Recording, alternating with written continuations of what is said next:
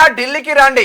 Amit Shah deep fake video కేసులో CM Revanth కి ఢిల్లీ పోలీసుల సమాన్లు, ఉపయోగించిన ఫోన్లు, ఎలక్ట్రానిక్ ఉపకరణాలను తీసుకురావాలని సూచన. నోటీసులకు భయపడేది లేదు.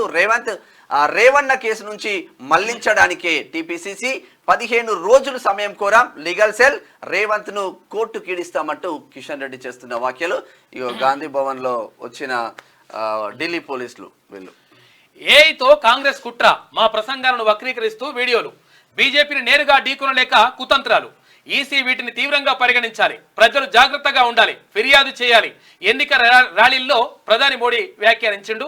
ఇక కాంగ్రెస్ దివాలాకోరు విధానం, తెలంగాణ కర్ణాటకలోనూ అదే తీరు, సంపద పంపిణీ, అర్బన్ నక్సల్స్ ఆలోచన అని చెప్పేసి ప్రధానమంత్రి మోడీ చేసినటువంటి వ్యాఖ్యల్ని ఇక్కడ చూసుకోవచ్చు. ఇది నిన్నటిది.